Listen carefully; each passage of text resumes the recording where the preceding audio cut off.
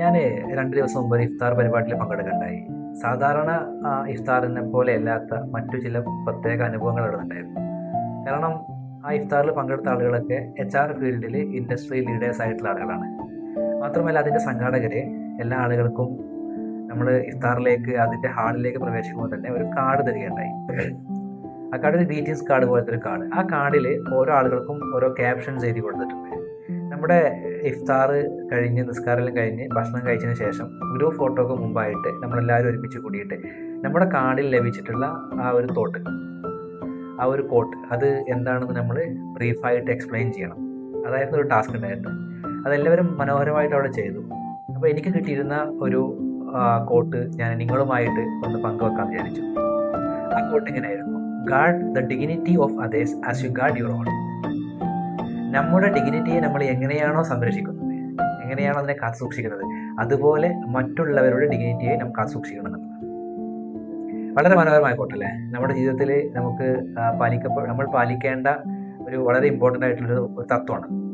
അതുമായി ബന്ധപ്പെട്ട് ചെറിയ 1-2 കാര്യങ്ങൾ നിങ്ങളുമായിട്ട് ഷെയർ ചെയ്യാൻ തിരിച്ചു.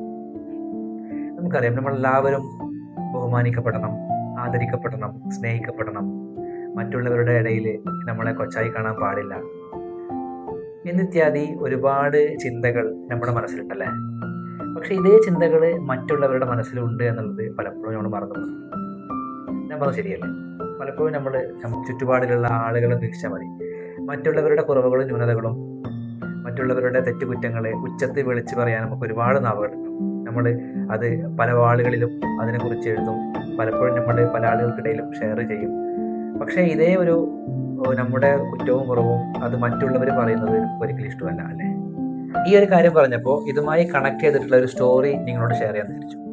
ഒരു ഓഫീസ് ഉണ്ടായിരുന്നു. ഓഫീസിൽ ഒരു വളരെ കപ്പാസിറ്റിയുള്ള ക്യാപ്പബിലിറ്റി ഉള്ള ഒരു മാനേജർ ഉണ്ടായിരുന്നു.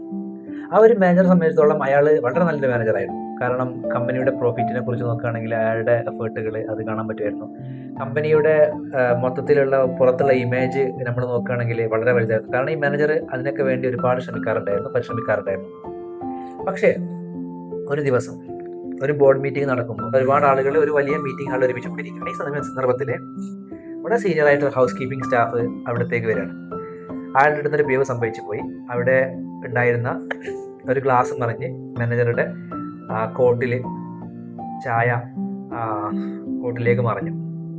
സന്ദർഭത്തിൽ ഈ മാനേജർ അയാളോട് വളരെ ക്രൂരമായി, വളരെ ദേഷ്യത്തോടെ ഒരുപാട് തെറികൾ വിളിക്കുകയും ചീത്ത പറയുകയും ചെയ്തു.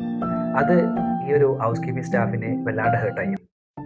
മാത്രമല്ല അവിടെ ഉണ്ടായിരുന്ന എല്ലാവരും ആ സന്ദർഭത്തിൽ എന്തിനാണ് ഇങ്ങനെ പറഞ്ഞത്, ഇങ്ങനെ പറയേണ്ടിയിട്ടായിരുന്നു, ഒരു ചായയല്ലേ പോയിട്ടുള്ളൂ, ഹൗസ് കീപ്പിംഗ് സ്റ്റാഫ് എത്ര ആത്മാർത്ഥമായിട്ട് പണിയെടുക്കുന്ന എന്നെല്ലാം ആളുകളുടെ മനസ്സിൽ ഇങ്ങനെ പല ചിന്തകളും അറിയുന്നുണ്ട്. പക്ഷെ ആർക്കും അയാളോട് എതിർത്ത് പറയാൻ കഴിയില്ല, കാരണം അയാൾ അവിടുത്തെ ഒരു വലിയ മാനേജറായിരുന്നു. പക്ഷേ ആ മീറ്റിംഗ് എല്ലാം കഴിഞ്ഞു. കുറച്ച് കഴിഞ്ഞിട്ട് അവിടുത്തെ ഒരു സീനിയർ എംപ്ലോയി ഈ മാനേജറെ അടുത്ത് വന്നിട്ട് പറഞ്ഞു: സാർ, ആ ചായ പോയ കോട്ട് കഴുകിയാൽ, അല്ലെങ്കിൽ അത് നശിച്ചിട്ടുണ്ടെങ്കിൽ പുതിയത് വാങ്ങിയാൽ ആ പ്രശ്നം പരിഹരിക്കപ്പെടും. പക്ഷേ മാനം നഷ്ടപ്പെട്ട ആ ഹൗസ് കീപ്പിംഗ് സ്റ്റാഫ്, അല്ലെങ്കിൽ അയാളുടെ ഡിഗ്നിറ്റിയെ ചോദ്യം ചെയ്തത് കൊണ്ട്, അത് ആ ചോദ്യം ചെയ്യപ്പെട്ട ഡിഗ്നിറ്റി അല്ലെങ്കിൽ നഷ്ടപ്പെട്ട മാനം, അല്ലെങ്കിൽ അയാൾ ഇത്രയും ആളുകളുടെ മുമ്പിൽ കുറവായി, അയാൾ ഒന്നുമല്ല, 0 ആയിപ്പോയി, അത് തിരിച്ചെടുക്കാൻ സാധ്യമല്ല എന്നൊരു ചിന്ത ഒരു സീനിയർ ആയിട്ടുള്ള എംപ്ലോയി വളരെ സൗമ്യമായിട്ട് മാനേജറോട് പങ്കുവെക്കുണ്ടായി. അത് മാനേജറുടെ മനസ്സിനെ വല്ലാണ്ട് പിടിച്ചു കുലുക്കി. അയാൾ തൻ്റെ സമീപനം മാറ്റി, അതുവരെ ഉണ്ടായിരുന്ന സമീപനം മാറ്റി. അതുവരെ അയാൾ വളരെ കർക്കശക്കാരനായിട്ടുള്ള, എന്തിനേയും പെട്ടെന്ന് ദേഷ്യത്തോടെ സമീപിക്കുന്ന, പേടിച്ചിട്ടായിരുന്നു അവിടെയുള്ള ആളുകൾ വർക്ക് ചെയ്തിരുന്നത്. ആ ഒരു സന്ദർഭം മാറി. അയാളുടെ പാറ്റേൺ കംപ്ലീറ്റ്ലി ചേഞ്ചായി. അയാൾ എന്ത് ചെയ്തു, എന്തെങ്കിലും കാര്യങ്ങൾ ഉണ്ടെങ്കിൽ അയാൾ പേഴ്സണലി വിളിച്ചിട്ട് എന്ത് ചെയ്യും, ആളുകൾക്ക് വേണ്ട ഉപദേശ നിർദ്ദേശങ്ങൾ കൊടുക്കും. പേഴ്സണലി ശകാരിക്കും, പബ്ലിക്കലി ശകാരിക്കില്ല. പബ്ലിക്കലി അയാൾ എന്ത് ചെയ്യും, ആളുകളെ പ്രശംസിക്കും. ഇത്തരം കാര്യങ്ങൾ ചെയ്തു. അത് ആ കമ്പനിയുടെ വളർച്ചയിലും അതുപോലെ അവിടെയുള്ള ആളുകളുടെ ഇടയിലുള്ള ഐക്യത്തിനും ഒക്കെ ഒരുപാട് ഗുണം ചെയ്തു. എങ്കിൽ ഈ കഥ എന്താണ് ആക്ച്വലി നമ്മോട് പറയുന്നത്? അതായത് നമ്മൾ ഒരാളെ നിസ്സാരവൽക്കരിക്കുക, അല്ലെങ്കിൽ ഒരാളെ വളരെ കൊച്ചായിട്ട് കാണുക എന്നുള്ളത് അതിന് വലിയ ശക്തിയൊന്നും ആവശ്യമില്ല. പക്ഷേ നമ്മൾ ഒരാളെ മഹത്വവൽക്കരിക്കുക, ഒരാൾക്ക് വേണ്ട കാര്യങ്ങൾ സപ്പോർട്ട് ചെയ്യുക, അല്ലെങ്കിൽ അയാളെ ഉയർത്തിക്കൊണ്ടുവരിക എന്നുള്ളത് വലിയ മഹത്വമുള്ള കാര്യം. അതാണ് ആക്ച്വലി മഹത്വം. അതാണ് ഒരു ലീഡർഷിപ്പിന് ഉണ്ടായിരിക്കേണ്ടത്. നമ്മൾ നമ്മുടെ ഡിഗ്നിറ്റിയെ എങ്ങനെയാണോ കാക്കുന്നത് അതുപോലെ നമ്മുടെ കൂടെയുള്ളതും നമ്മുടെ ഓപ്പോസിറ്റ് നിൽക്കുന്നതുമായ ഡിഗ്നിറ്റിയെ കാക്കണം. അത് കാക്കുമ്പോഴേ നമ്മൾ യഥാർത്ഥ ഒരു മനുഷ്യനാവുകയുള്ളൂ, യഥാർത്ഥ ഒരു ലീഡർ ആവുകയുള്ളൂ. അപ്പോൾ നമുക്കൊരു കാര്യം ചെയ്യാം. ഈ കഥയിൽ പറഞ്ഞ പോലെ, ഈ മാനേജർ മാറിയതുപോലെ മൃദുവായി സംസാരിക്കുക, സ്വകാര്യമായി തിരുത്തുക, പൊതുവിൽ പ്രശംസിക്കുക, മനുഷ്യനെ മനുഷ്യനായി കാണുക.